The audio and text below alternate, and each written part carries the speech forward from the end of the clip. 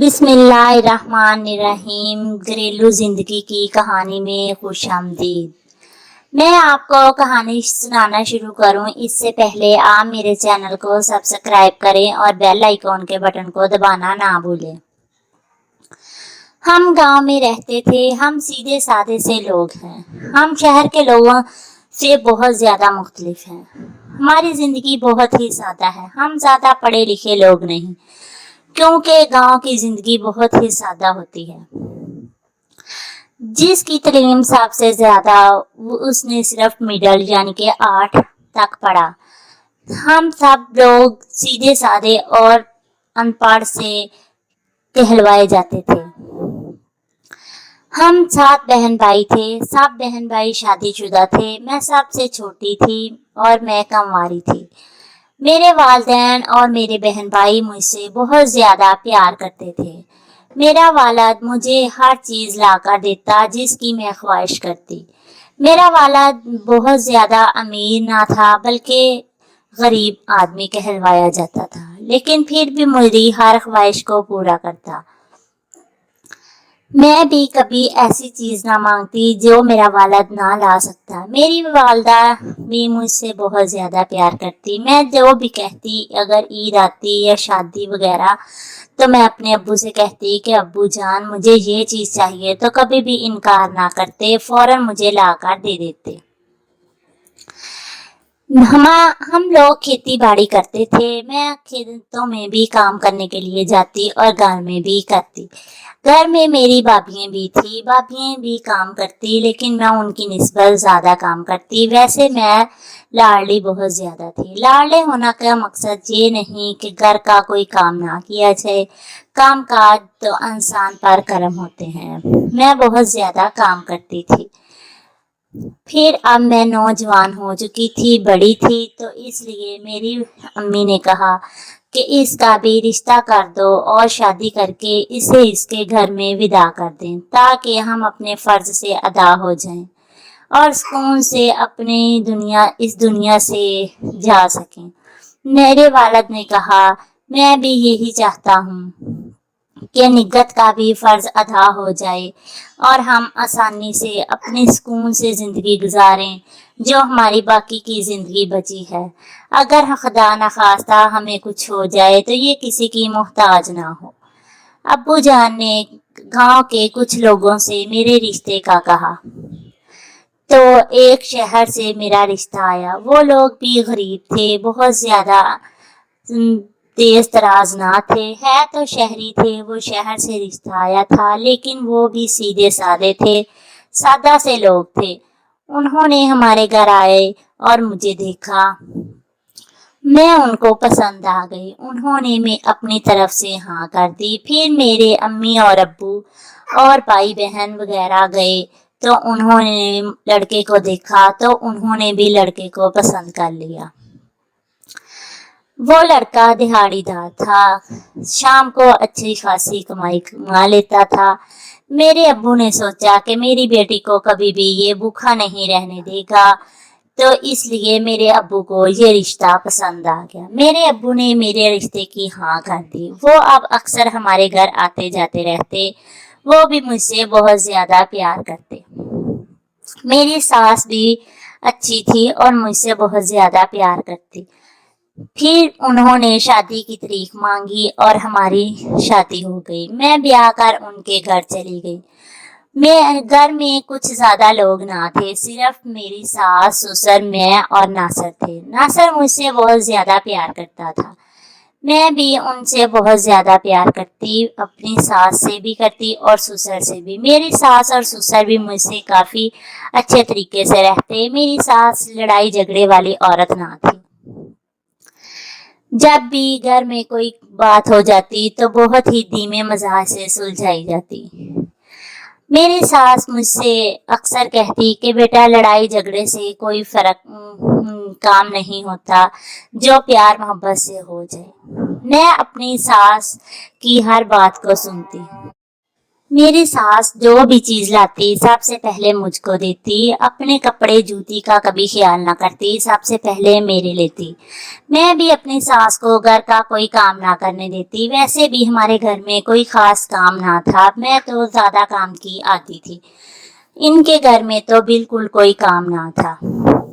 میرا شوہر مجھے بہت زیادہ پیار کرتا، کیونکہ وہ سوچتا تھا کہ ایک تو یہ میرے ساتھ اتنے اچھے طریقے سے رہتی ہے اور میرے ماں باپ کی بھی کافی خدمت کرتی ہے، میری ماں سے کبھی کوئی کام نہیں کرنے دیتی۔ اسی طرح وقت گزرتا گیا، پھر میری شادی کو 3 سال ہو گئے۔ اللہ تبارک تعالیٰ نے مجھے چاند سا بیٹا دیا۔ میرا بیٹا بہت ہی پیارا تھا، سب گھر والوں کا راج دلارا تھا۔ وہ سب سے بہت ہی پیار محبت لیتا، کیونکہ گھر میں اس کے علاوہ کوئی پیار لینے والا تھا ہی نہیں۔ منّے کے آنے سے گھر کا کام تو تھوڑا سا بڑھا، لیکن مجھے کوئی فرق نہ پڑا، کیونکہ منّے کو اس کی دادی یعنی کہ میری ساس مجھے بہت کم پکڑنے دیتی، سارا دن خود ہی پکڑتی، اس کے کپڑے بدلتی، اسے کی مالش کرتی، اس لیے مجھے کوئی فرق نہ پڑتا، وہ بھی اس کے سارا دن لاڈ کرتی رہتی۔ پھر رفتہ رفتہ میرا منا بڑا ہوتا گیا۔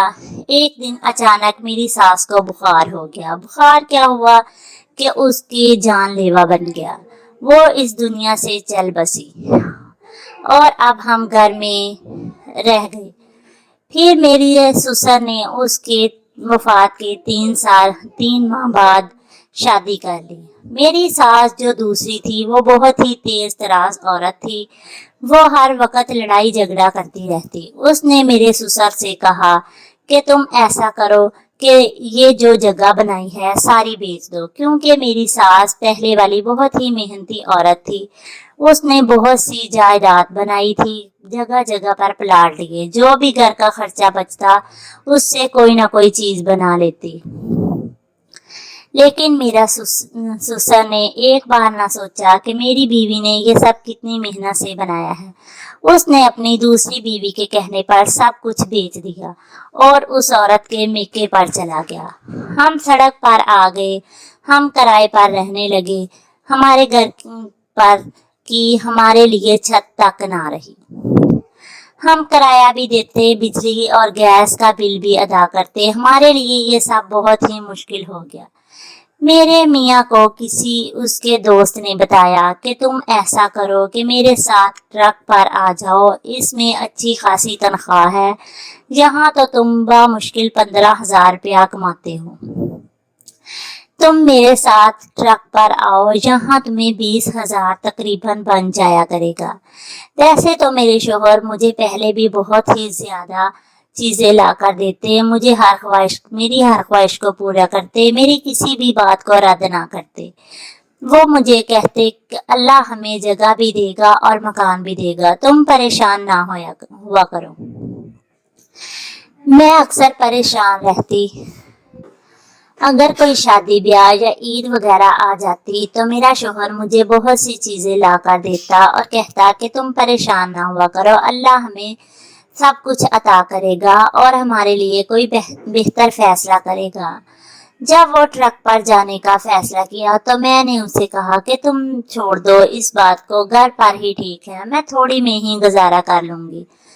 میرے شوہر نے کہا نہیں یہ بات نہیں، میں وہاں جاؤں گا، ہمارے حالات بدل جائیں گے اور تنخواہ سے ہم کافی پیسے بچا لیا کریں گے تاکہ ہمارے گھر میں ہمیں گھر رہنے کے لیے بن جائے، ہماری چھت ہو جس کے نیچے ہم سر چھپا کر بیٹھے رہیں۔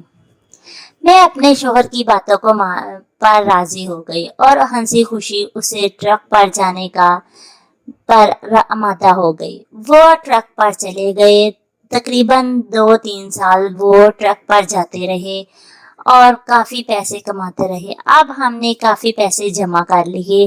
میرے شوہر سوچتے تھے کہ ہم پلاٹ لے لیں جس سے آہستہ آہستہ مکان بن جائیں گے۔ وہ مجھے بہت سی عیش و عشرت دیتے، میں اتنی عیش و عشرت تو اپنے میکے کے گھر میں بھی نہیں دیکھی تھی جو میں نے ادھر آ کے دیکھی۔ میرے شوہر نے مجھے میری سوچ سے بھی بڑھ کر دیا۔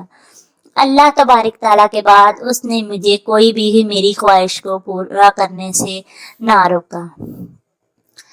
پھر ایک دن میرے شوہر شام کو گھر آئے اور کافی چیزیں لے کر آئے اور مجھے کہا کہ میں صبح کام پر چلا جاؤں گا۔ میں نے صبح اٹھتے ہی اس کی تیاری کی، وہ کام پر چلے گئے۔ اس نے مجھے کام پر پہنچ کر بتایا کہ میں پہنچ چکا ہوں، ہم نے ملتان کی طرف روانہ ہونا ہے۔ وہ ملتان کی طرف روانہ ہو گئے۔ پیچھے سے منّے کو بخار ہو گیا۔ میرے اتنے عرصے میں تقریباً 4 بچے، اس عرصے میں میرے 4 بچے ہو گئے۔ میں نے اپنے شوہر کو فون کیا کہ سب سے چھوٹے بیٹے کو بخار ہے۔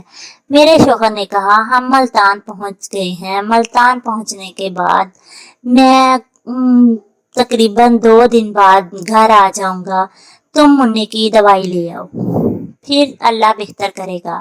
میں منّے کی فون کاٹ کر میں منّے کی دوائی لینے کے لیے چلی گئی۔ میں ابھی منّے کی دوائی لینے کے لیے ڈاکٹر کی دکان پر بیٹھی ہوئی تھی۔ میرے دیور جس کا گھر ہمارے بالکل ساتھ تھا، وہ بھی کرائے پر ہی رہتے تھے کیونکہ والد صاحب نے دونوں ہی بیٹوں کو بے دخل کر دیا تھا۔ ہم دونوں ہی کرائے پر رہتے تھے۔ میں اپنے دوسرے بچوں کو دیورانی کے پاس چھوڑ کر آئی تھی اور موبائل بھی۔ میرے دیور نے آ کر مجھ سے پوچھا کہ بھابی جان کیا آپ نے دوائی لے لی؟ میں نے کہا نہیں، ابھی تو میں اپنی باری کے انتظار میں بیٹھی ہوں، آگے بہت ہی مریضوں کا رش ہے۔ اس نے کہا اگر آپ نے ابھی دوائی نہیں لی تو گھر آ جائیں، کوئی کام ہے۔ میں نے کہا کیا بات ہے؟ اس نے کہا بات تو کوئی نہیں لیکن آپ جلدی سے گھر آئیں۔ میں گھر آ گئی۔ جیسے ہی میری دیورانی نے مجھے پکڑ کر چارپائی پر بٹھایا اور کہا کہ بھائی ناصر فوت ہو چکے ہیں، تو میں چیخ پکار کرنے لگی اور میں نے کہا نہیں یہ بالکل غلط ہے، کیونکہ ناصر کا تو ابھی فون آیا تھا، وہ بالکل ٹھیک تھا۔ اس نے کہا نہیں بھابی، تمہارے پیچھے سے فون آیا تھا، کوئی آدمی بات کر رہا تھا، انہوں نے کہا کہ یہ آپ کے شوہر کا نمبر ہے۔ میں نے کہا نہیں یہ میرے دیور کا نمبر ہے۔ اس نے کہا تو آپ کا دیور فوت ہو چکا ہے، اسے بجلی کا کرنٹ لگا ہے، وہ ٹرک پر چڑھ کر اوپر سامان رکھ رہا تھا کہ اوپر بجلی کی تاریں تھیں، اس کا ہاتھ اوپر تار پر لگ گیا جس کی وجہ سے وہ انتقال کر گئے۔ کچھ ہی دیر بعد میرے شوہر کی لاش گھر آ گئی۔ گھر میں مہمانوں کا اور وہ مہمان تمام میرے رشتے دار تھے، میرے پاس چاروں طرف بیٹھے ہوئے تھے۔ میں اپنے شوہر کو دیکھے جا رہی تھی، میں رو رہی تھی، رونے کے علاوہ میرے پاس کچھ نہیں تھا۔ وہ آدمی میرے سامنے سے میرے شوہر کو اٹھا کر لے گئے لیکن میں کچھ نہ کر سکی، صرف میں روتی رہی۔ عورتیں مجھے بار بار دلاسا دیتی کہ تم رو نہیں، تمہارا وہ کیا لے گیا؟ اگر سوچتی کہ اگر وہ لے کر کچھ نہیں گیا تو چھوڑ کر بھی کچھ نہیں گیا۔ وقت گزرتا گیا، وقت رکتا نہیں ہے۔ جو مالک تھا اس نے میری کافی ہیلپ کی، مجھے پلاٹ بھی لے کر دیا اور اس پر مکان بھی بنوا دیے۔ میں اب اسی مکان میں رہتی ہوں، میرے بچے پڑھ لکھ گئے ہیں، میں نے ان کی شادی کر دی۔ میرے تمام بچے میرے فرما بردار ہیں، مجھ سے بہت ہی محبت کرتے ہیں، میرے بچے مجھ سے محبت کرتے، میرے رشتے دار بھی۔ مجھے ہر رشتہ محبت کرنے والا ملا۔ میں آپ سب سے کہتی ہوں کہ میرے لیے دعا کریں کہ اب اللہ تبارک تعالیٰ مجھے بھی میرے شوہر کے پاس بلا لے۔ آمین ثم آمین۔ میری کہانی سننے کا شکریہ، ملیں گے نئی کہانی میں۔ اللہ حافظ۔